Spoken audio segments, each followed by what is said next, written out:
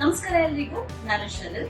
ಇವತ್ತೊಂದು kids special recipe ಅಂದ್ರೆ kids special PAN fried legs, ಕೋಳಿ ಕಾಲನ್ನ ಒಂದು ಸ್ಪೆಷಲ್ ರೀತಿಲಿ ಮಕ್ಕಳಿಗೆ ಇಷ್ಟ ಆಗೋ ಹಾಗೆ ಹೇಗೆ ರೆಡಿ ಮಾಡಬಹುದು ಅಂತ ಹೇಳ್ಕೊಡ್ತೀನಿ. ಇದನ್ನ ಗೆಸ್ಟ್ ಬಂದಾಗ್ಲೂ ಮಾಡಬಹುದು, ಮಕ್ಕಳಿಗೆ ಮಾತ್ರ ಮಾಡಬೇಕು ಅಂತ ಇಲ್ಲ. ಖಾರ ಸ್ವಲ್ಪ ಕಡಿಮೆ ಇರೋದ್ರಿಂದ ಟೇಸ್ಟಿ ಆಗಿರೋದ್ರಿಂದ ಮಕ್ಕಳಿಗೆ ತುಂಬಾ ಇಷ್ಟ ಆಗುತ್ತೆ. ಹೇಗೆ ಮಾಡೋದು, ಏನ್ ಇಂಗ್ರೀಡಿಯೆಂಟ್ಸ್ ಬೇಕು ಅಂತ ನೋಡೋಣ. ಚಿಕನ್ ಲೆಗ್ಸ್ ಅಂದ್ರೆ ಕೋಳಿ ಕಾಲು 1 kg ತಗೊಂಡಿದ್ದೀನಿ.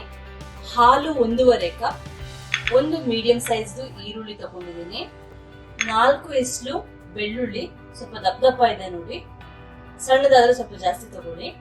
ಬ್ಲಾಕ್ ಪೆಪ್ಪರ್ ಪೌಡರ್ ಅಂದ್ರೆ ಕರಿಮೆಣಸಿನ ಪುಡಿ ಅರ್ಧ ಚಮಚ, ಪೆಪ್ರಿಕಾ ಪೌಡರ್ 1 ಟೀ ಸ್ಪೂನ್.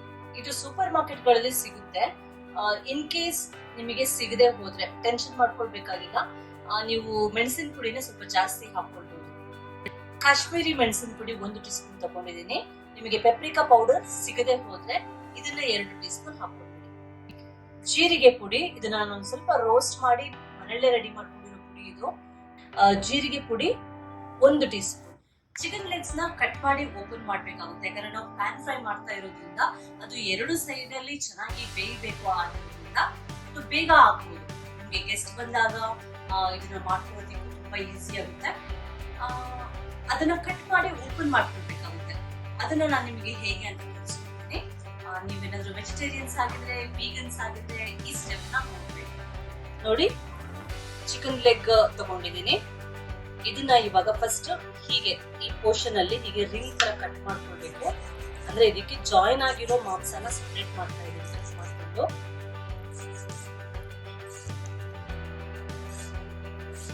ನೋಡಿ, ಇದರಲ್ಲಿ 2 ಸೈಡ್ ಇದೆ. ಒಂದು ಉದ್ದ ಸೈಡ್, ಇನ್ನೊಂದು ಶಾರ್ಟ್ ಸೈಡ್. ನೋಡಿ, ಒಳಗಡೆ ಸೈಡ್ ಈ ಒಳಗಡೆ ಸೈಡ್ ಅನ್ನ ಕಟ್ ಮಾಡ್ಕೊಳ್ಳೋಣ. ಮಧ್ಯದಲ್ಲಿ ಒಂದು ಕಟ್ ಮಾಡಿ ಈ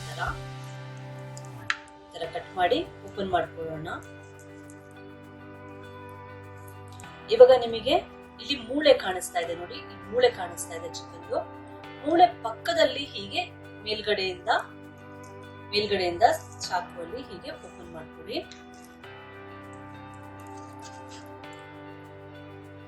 ಈ ಕಡೆನು ಹೀಗೆ ಮೇಲ್ಗಡೆಯಿಂದ ಸ್ವಲ್ಪ ಹೀಗೆ ಕಟ್ ಮಾಡ್ಕೊಂಡ್ರೆ ಬರುತ್ತೆ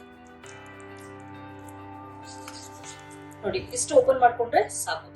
ಇವಾಗ ಈ ಕೆಳಗಡೆ ಪೋರ್ಷನ್ ಇದೆಯಲ್ಲ, ಇದನ್ನು ಕಟ್ ಮಾಡಿ ತೆಗಿತಾ ಇದೀನಿ, ಯಾಕಂದ್ರೆ ಇದು ಪ್ಯಾನ್ ಅಲ್ಲಿ ಬೇಯೋದಿಲ್ಲ. ಮೇಲ್ಗಡೆ ಸೈಡ್ ಸ್ವಲ್ಪ ಕಟ್ ಮಾಡಿ ತೆಗಿಯೋಣ. ಮೇಲ್ಗಡೆ ಇರೋ ಮೂಳೆ, ಯಾಕಂದ್ರೆ ಇದು ನಾವು ಪ್ಯಾನ್ ಅಲ್ಲಿ ಈ ತರ ಫ್ಲಾಟ್ ಆಗಿ ಹಾಕ್ಬೇಕಾದ್ರೆ ಅದು ಫ್ಲಾಟ್ ಆಗಿ ಕೂತ್ಕೊಳ್ಬೇಕು. ಬೇಳೆ ನೀವು ತೆಗೆಯದೆ ಹೋದ್ರೆ ಅದು ಹೀಗೆ ಬರುತ್ತೆ, ಇಲ್ಲಿ ಇದ್ರ ಅಡಿಯಲ್ಲಿ ಅದು ಬೇಯೋದಿಲ್ಲ. ನೋಡಿದ್ರಲ್ಲ, ಈಸಿ ಇದೆ. ಚಾಕು ಮಾತ್ರ ಸ್ವಲ್ಪ ಶಾರ್ಪ್ ಆಗಿರೋ ತರ ನೋಡ್ಕೊಳ್ಬೇಕು. ನಾನ್ ನಿಮಗೆ ಇವಾಗ ಲೆಗ್ಸ್ ಯಾವ ತರ ಕಟ್ ಮಾಡಕ್ ತೋರಿಸಿದ್ನಲ್ಲ, ಆ ತರ ಎಲ್ಲಾ ಲೆಗ್ಸ್ ಗಳನ್ನು ಕಟ್ ಮಾಡ್ಕೊಂಡು ಚಿಕನ್ ನ ವಾಶ್ ಮಾಡ್ಕೊಂಡು ಒಂದು ಜರಡಿಲಿ ಹಾಕಿ ಅದ್ರ ನೀರೆಲ್ಲ ಎಕ್ಸ್ಟ್ರಾ ನೀರು ಇರ್ತೀರ ಅದು ತೆಗೆದ್ಬಿಡಿ. ಅದಾದ್ಮೇಲೆ ಈರುಳ್ಳಿನ ರುಬ್ಕೊಂಡು ಅದರಿಂದ ನೀರು ತೆಗಿಬೇಕಾಗುತ್ತೆ. ಅದನ್ನ ಹೇಗೆ ಈರುಳ್ಳಿನ ಒಂದು ಮಿಕ್ಸಿ ಜಾರಿಗೆ ಹಾಕೊಳ್ಳೋಣ.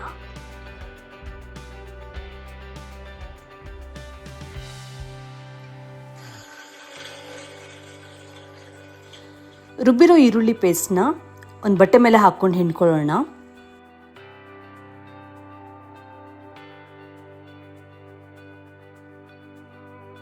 ರುಬ್ಕೊಂಡಿರೋ ಈರುಳ್ಳಿ ರಸ ಮತ್ತೆ ಉಳಿದಿರೋ ಇಂಗ್ರೀಡಿಯೆಂಟ್ಸ್ ನ ಒಂದೊಂದಾಗೆ ಒಂದು ಪಾತ್ರೆಗೆ ಹಾಕಿ ಚಿಕನ್ ನ ಹಾಕಿ ಅದನ್ನ ಮ್ಯಾರಿನೇಟ್ ಮಾಡ್ಕೊಳ್ಳೋಣ. ಅಂದ್ರೆ ಆ ಮಸಾಲಾ ಚಿಕನ್ಗೆ ಚೆನ್ನಾಗಿ ಎಳೆಯೋ ತರ ಅದನ್ನ ಮಿಕ್ಸ್ ಮಾಡಿ ರೆಡಿ. ಬೆಳ್ಳುಳ್ಳಿನ ತುರ್ಕೊಳ್ಳೋಣ. ಹಸಿ ಬೆಳ್ಳುಳ್ಳಿ ಬದಲಿಗೆ ನಿಮ್ಮ ಹತ್ರ ಬೆಳ್ಳುಳ್ಳಿ ಪುಡಿ ಇದ್ರೆ 1 ಟೀ ಸ್ಪೂನ್ ಬೆಳ್ಳುಳ್ಳಿ ಪುಡಿನೂ ಯೂಸ್ ಮಾಡಬಹುದು. ಕರಿಮೆಣಸಿನ ಪುಡಿ ಹಾಕೊಳ್ತಿದ್ದೀನಿ, ಪೆಪ್ರಿಕಾ ಪುಡಿ, ಕಾಶ್ಮೀರಿ ಮೆಣಸಿನ ಪುಡಿ, ಜೀರಿಗೆ ಪುಡಿ, ಉಪ್ಪು, ಹಾಲು. ಇದನ್ನ ಇವಾಗ ಮಿಕ್ಸ್ ಮಾಡ್ಕೊಳ್ಳೋಣ.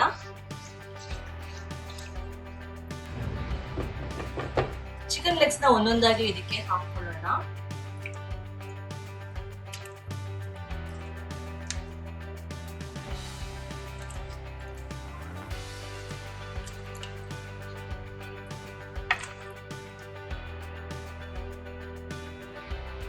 ಮ್ಯಾರಿನೇಟ್ ಮಾಡ್ಕೊಂಡಿರ್ತೀವಲ್ಲ ಚಿಕನ್, ಅದನ್ನ ಒಂದು ತಟ್ಟೆ ಮುಚ್ಚಿ ಒಂದು ಅರ್ಧ ಗಂಟೆ, ಅಂದ್ರೆ ನಿಮಗೆ ಟೈಮ್ ಇದ್ರೆ ನೀವೊಂದು 2 ಗಂಟೆಯಿಂದ ರಾತ್ರಿ ತನಕ ಓವರ್ ನೈಟ್ ಚೆನ್ನಾಗಿ ಬರುತ್ತೆ.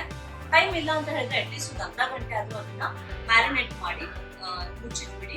ನೀವು ಆಲ್ರೆಡಿ ನೋಡಿದಿರಲ್ವಾ, ಅದು ಹಾಲಲ್ಲಿ ಹಾಕಿದ್ದೀರ, ಮಸಾಲಗಳೆಲ್ಲ ಹಾಲಲ್ಲಿದೆ, ಅಂದ್ರೆ ಆ ಟೇಸ್ಟ್ ಎಲ್ಲ ಹಾಲಲ್ಲಿದೆ.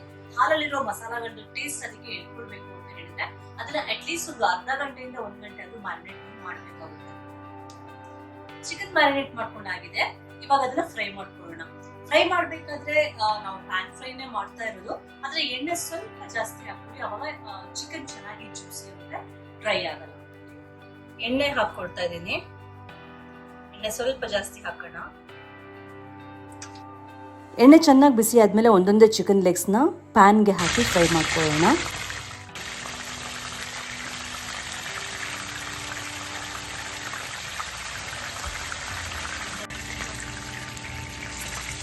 ಹಾಕೋಣ.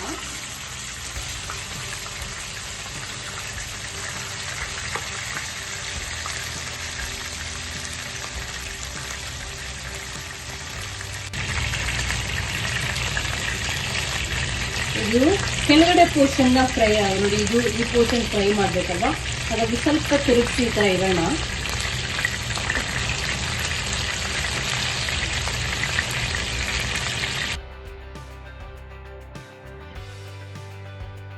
ಚಿಕನ್ ಲೆಗ್ಸ್ ರೆಡಿ ಆಗಿದೆ, ಒಂದು ಪ್ಲೇಟ್ಗೆ ತೆಗಿತಿದ್ದೀನಿ. ನೋಡಿದ್ರಲ್ಲ ಇವತ್ತಿನ ರೆಸಿಪಿ ಎಷ್ಟು ಈಸಿ ಇದೆ ಅಂತ. ನಿಮ್ ಮಕ್ಳಿಗೆ ಇದು ಖಂಡಿತವಾಗ್ಲೂ ಇಷ್ಟ ಆಗುತ್ತೆ, ಆದ್ರೆ ಅದ್ರ ಗೆಸ್ಟ್ ಬಂದಾಗ್ಲೂ ಇದನ್ನ ಮಾಡ್ಬೋದು. ತುಂಬಾ ಟೇಸ್ಟಿಯಾಗಿ ತುಂಬಾ ಚೆನ್ನಾಗಿ ಒಂದ್ಸಲ ಟ್ರೈ ಮಾಡ್ತೀವಿ. ನಿಮಗೆ ಇಷ್ಟ ಆದ್ರೆ ನನಗೆ ಕಮೆಂಟ್ ಸೆಕ್ಷನ್ ಅಲ್ಲಿ ತಿಳಿಸಿ. ಇನ್ನೊಂದ್ಸಲ ಭೇಟಿಯಾಗೋಣ ಇನ್ನೊಂದು ಹೊಸ ರೆಸಿಪಿ ಜೊತೆ. ನಮಸ್ಕಾರ.